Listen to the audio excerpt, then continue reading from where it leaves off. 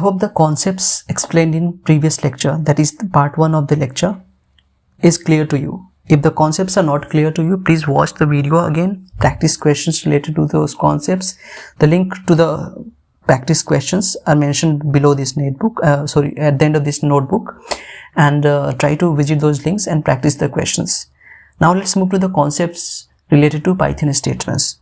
So Python statements basically are if, elif, else. So they will help you write, complex codes, complex logic in your code.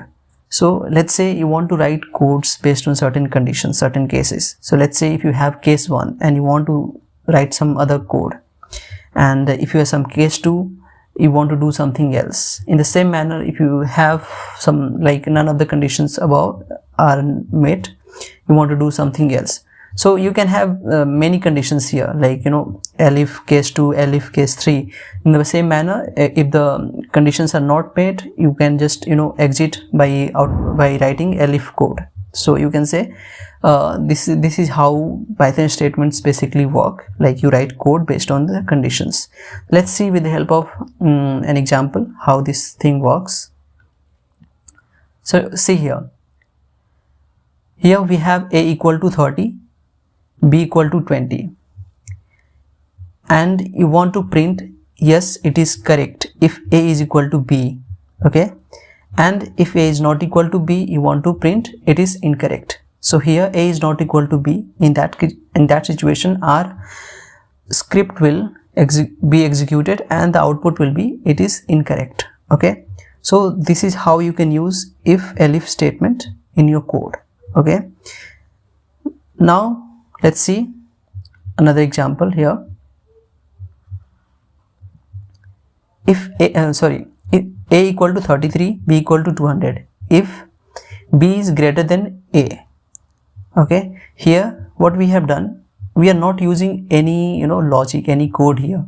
So when you do not want to use any code, okay, in that case you can use this keyword pass. What pass does, pass actually stops the execution, like it won't create any error. So if you are writing your code without this keyword, it will give you an error. So if you do not want any error, if you want to do something else while writing your code, while writing your logic, in that situation you can use this keyword pass, okay. So also one more thing that I forgot to mention, that whenever we are writing this logic, we are using indentations. So basically you are using this colon here, and the moment you will press enter, it will create an indentation, a space here. So see here, wait. So here you will see a space. If this space is not there, then there will be an error, okay. So make sure that indentation, the concept of indentation is clear here. The space, there should be a space, okay, and it will happen only if you are using this thing here, this colon,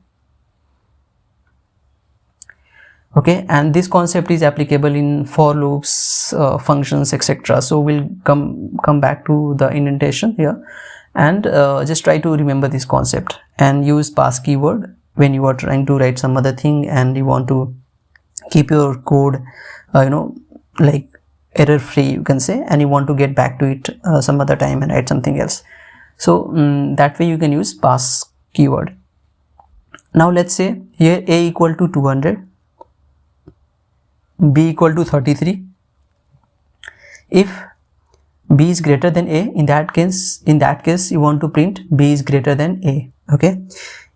Elif a is equal to b, in that case you want to print a and b are equal, okay. Else what you want to do is you want to print a is greater than b, okay.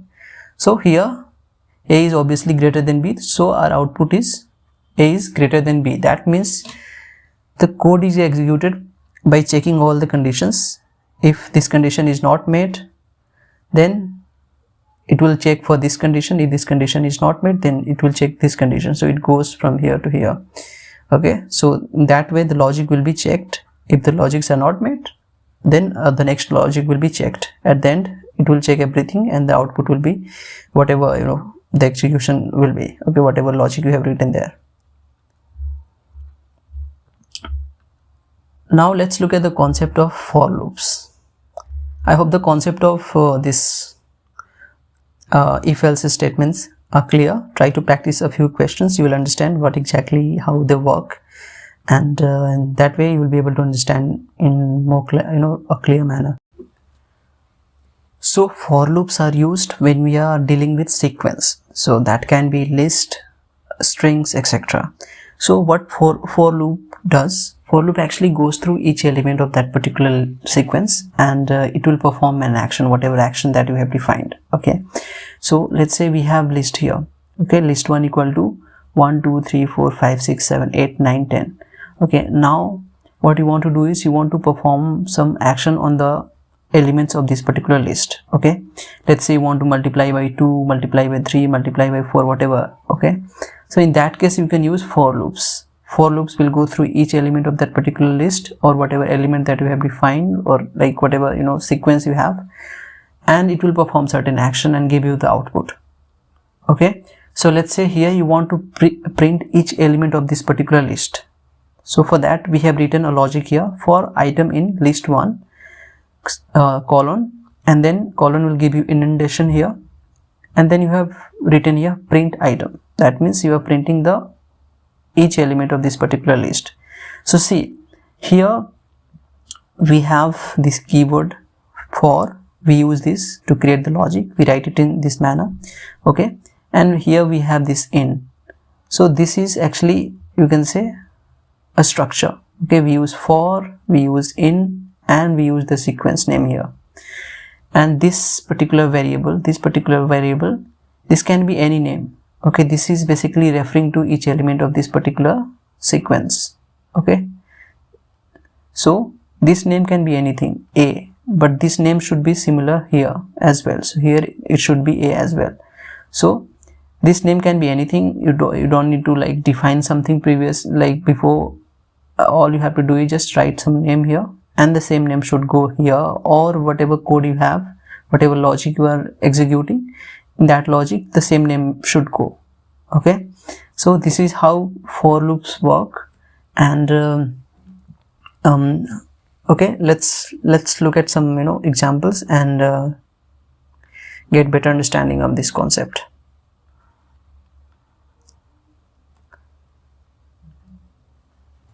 So here let's say previously we had that list. Okay, and what we are trying to do here is we are trying to print all the even numbers in the list. So what we are going to do here, we are going to print that even number. For that we are using condition here. Okay, so for item in list 1. Okay, now here we are writing this logic here. Okay, so how we can find the even numbers? We can find even numbers if the number is divisible by 2. Okay, so we cannot simply write something like print this. Okay, that way you won't be able to that is not the right approach. So the right approach would be to use if-else statements. So the moment you use if-else logic, what it will do, it will actually go through each element and divide it by 2 and check if that is actually divisible or not. So the numbers that are divisible by 2 will be printed here. So you can say within for loops we are using if-else logic here.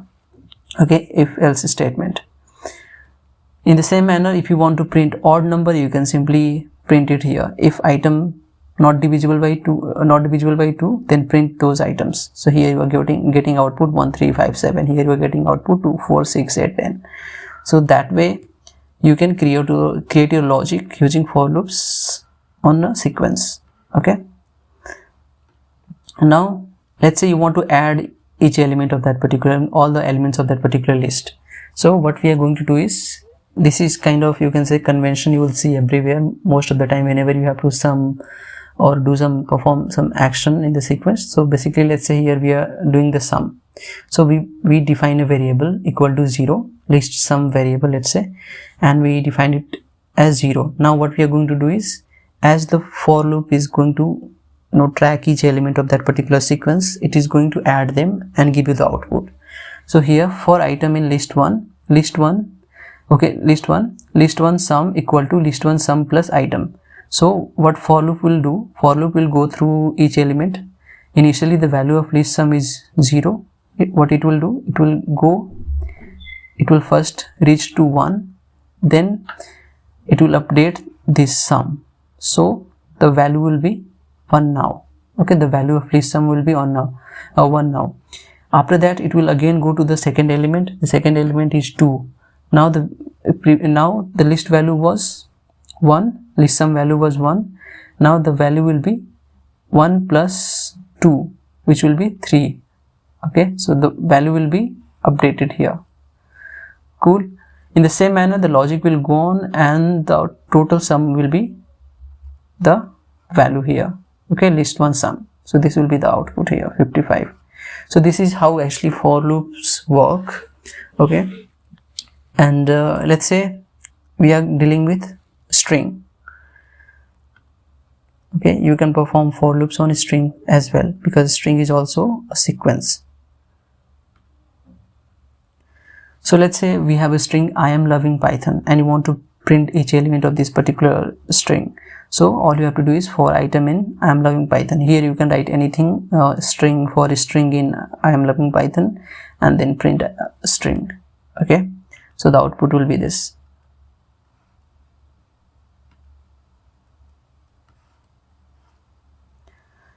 Now let's see how you can do tuple unpacking. Okay, so tuples are nothing but actually, if you're putting them in a list, let's say here we have created this list, the tuple will be treated as a single element. That means this is at 0 index, this is at first index, this is second, third. So if you are writing here for items or tuples or anything in list 2, print list, print item, okay, or print tuple. So the output will be this, because we are outputting the index of this thing, index value of this particular list. So the index value at 0 is 1, 2, index value at 1 is 3, 4. In the same manner we have at third position we have 7, 8. So actually basically for loops is dealing with the index, and whatever value is there, so it is actually outputting the value here. In the same manner, let's say you have dictionary, okay, and you want to output the value of a dictionary. So in dictionary you have a little logic here, like you have to use the methods used on dictionary, because if you are just writing this particular structure, this particular code, it won't give you the exact value attached to that particular key, but it will only give you the name of the keys. Okay, but if you want the item values, okay, all you have to do is write this thing, okay, dict1 dot items. This will give you the output of that particular variable. So that way, not output of the variable, output of the dictionary. So you have to use this logic here, print key and value. So whatever logic you are using, just try to be specific what output you are expecting, and write logic in that manner. Okay, this concept will also get clear with the help of further practice on for loops.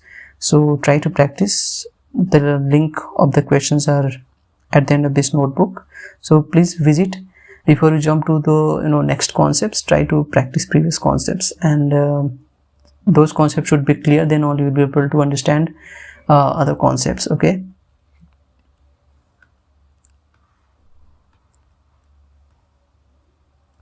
now let's look at the concept of while loops. So while loops are kind of same as for loops, but they work in a completely different manner. So kind of like they are also looping, but they loop through certain statement conditions. So let's see a problem here. What we want to do is we want to execute this code. Okay, let me explain what this code is all about. So here, let's say the value of a is 0, and you have this condition while a is less than 20, continue to print this. That means while the value of a is less than 20, continue executing this particular code, and the code will continue executing it itself until this condition is until this condition is true. But once the condition is met here, it will stop executing. That means once the condition becomes false, the code execution stops there. So let me explain you how this is actually happening here. So let's say A initially was 0, okay, and our condition is continue to execute this code until A reaches 20, okay, or until the value of A is less than 20. So let's say here you have A equal to 0. Now A equal to A plus 2. The value of A in first iteration will be 0 plus 2, which will be 2. This is still less than 20, okay, that means the while statement is still true, okay. Then it will move to the code again. The code will be 2 plus 2. The value of A now will be 4, okay. 4 is also less than 20, so the loop will continue. Now what will happen? A plus 4 plus 2, which will be 6 here. The value of 6 is still less than 20. That means the while is like the while loop will continue. That means the statement is still true, okay.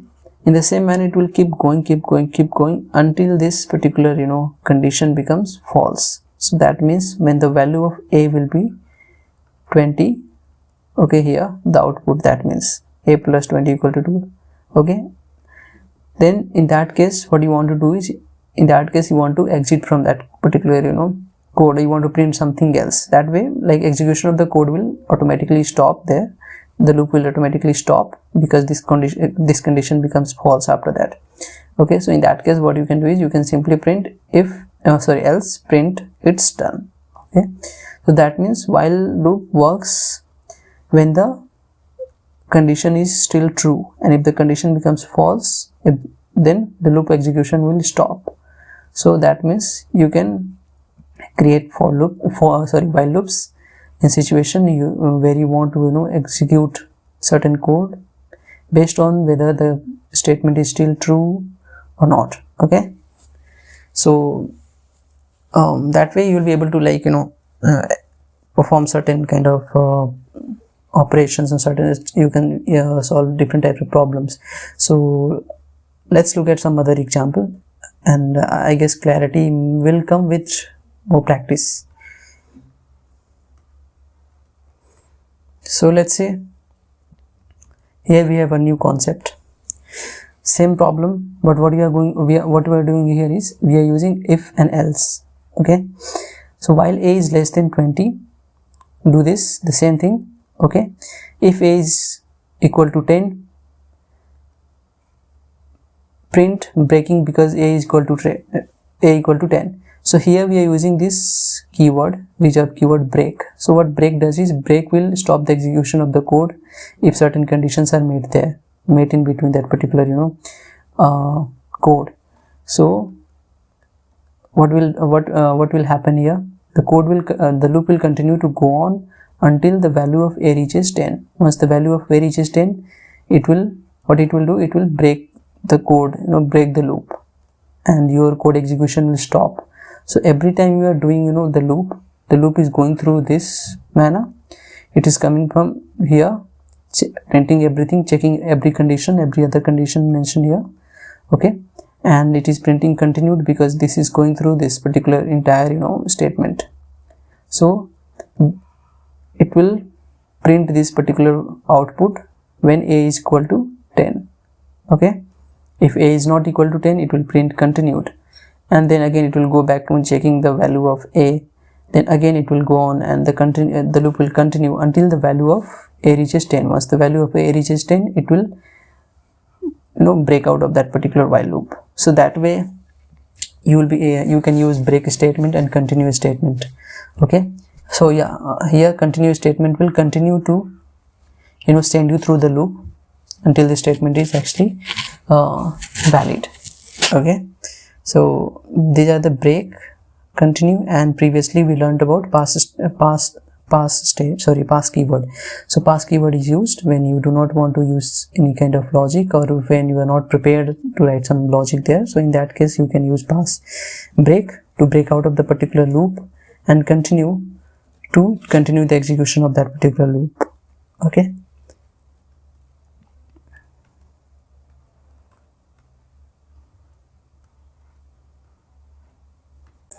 Now let's see another example. Okay, so I don't think we learned about the enumerate function. So what enumerate does is enumerate will actually assign a counter to the items of that particular sequence. So let's say here you have created a list 2, eat, sleep, repeat. Okay, if you want to print items of the particular list, and you want to print out item of that particular list along with the counter means their indexes, you can say 0, 1, 2, and in that case what you can do is you can simply use this enumerate here. Okay, this will give you the counter of that particular items here. So if 0, 8, sleep, repeat. Okay, and there is further understanding on enumerate that you can look up on Google or some other website. But yeah, actually what enumerate does is enumerate will actually give you the counter here. So this is basically, this will give you output in this format basically, and you can then after that you can work on those values with the help of the counters. So it's kind of like it will give you an ability to access those items. Now let's look at the concept of list comprehension. So list comprehensions are, you can say, a shorter method to to write for loops. So let's say here you have created list A. Okay, so in for loops what we are doing, we are writing it in certain manner. For item in that particular sequence, then we are writing this, and here we were writing print item. Okay, now here what we are doing, instead of writing that particular thing, what we are doing, we are shortening the methods. We are not doing it in 2 lines, we are doing it in 1 line. So here we have used a instead of this item, and the same A is used here, and this is the string here. So what it is saying is basically, for A in Python, print A. Okay, that means Python, like the for loop is checking for each element and printing it out. So this is same as saying this, for A in Python, print A. Okay, so in the same manner you can use your conditions here. If for x in range 11, if x is divisible by 2, print the even numbers. Okay, use of nested list. So you can also have the concept of nested lists, and the nested list works in the same manner. So it's kind of like for loops within for loops. Okay, firstly it will go through this particular this condition, then again it will continue checking, and again there will be another condition inside that manner you will get this particular output. Okay, we won't be using the list comprehension much, but still, just go through a few problems. Maybe in advanced codings you will be able to use this concept, but obviously for machine learning purpose you won't be using this